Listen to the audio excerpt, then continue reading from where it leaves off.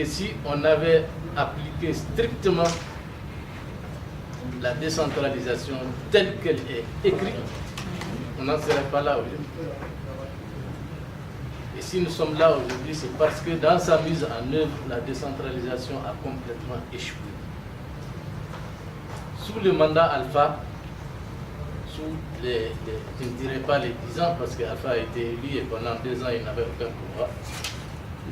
Ça, c'est très clair aussi. Mais pendant les 8 autres années, on est allé dans le sens de la décentralisation. Le premier échec qu'on a eu, c'est que nos cadres, nos éminents cadres, ne se sont pas appropriés les textes de la décentralisation. Et la plupart l'ignorent complètement. Ils l'ont complètement ignoré. Et la décentralisation qui est venue pour toute la République, en réalité, a été mise en œuvre plus ou moins correctement, plus au sud qu'au nord. Pendant les 8 années de Alpha, je rappelle que dans les textes de la décentralisation et la loi à laquelle Zidane n'a pas fait allusion, la 93-08, par exemple, qui devait être visée aussi, comme il a visé le reste, qui promulgue la libre administration et qui donne les régions, les cercles et les communes comme étant les échelons de l'administration au Mali, en République du Mali. Cette loi a vu le jour, elle a commencé à être appliquée un peu.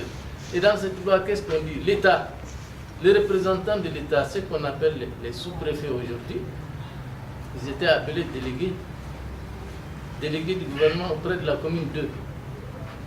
Les préfets, c'était les délégués du gouvernement auprès du conseil du cercle 2, auprès du cercle 2.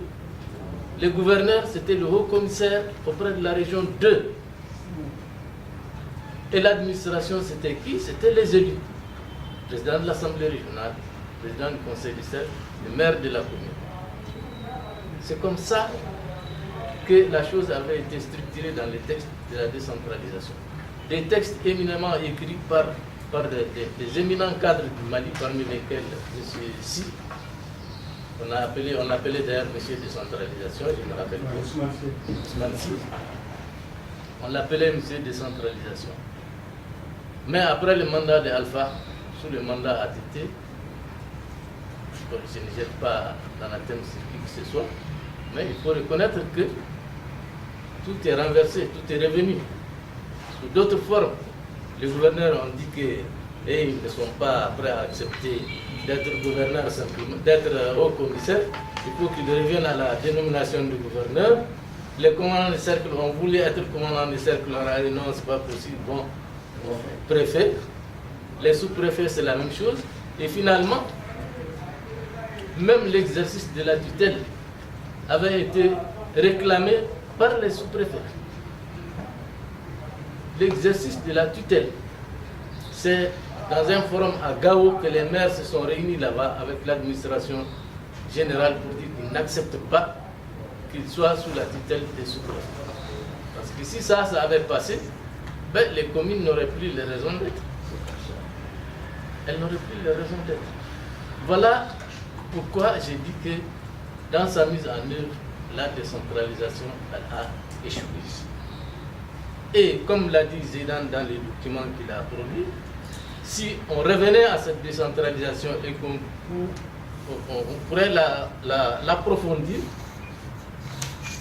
et donner aux élus leurs droits. C'est un droit pour les élus d'exercer le pouvoir dans leur commune, là où ils sont élus. Mais aux États-Unis, les gouverneurs sont élus là. C'est les plus grosses démocraties. Ils sont élus. Ils sont élus. Et quand je vous invite à cliquer un peu sur l'Espagne, organisation administrative de l'Espagne. L'Espagne tout près. Mais il y a des communautés qui sont dotées de leur autonomie de gestion.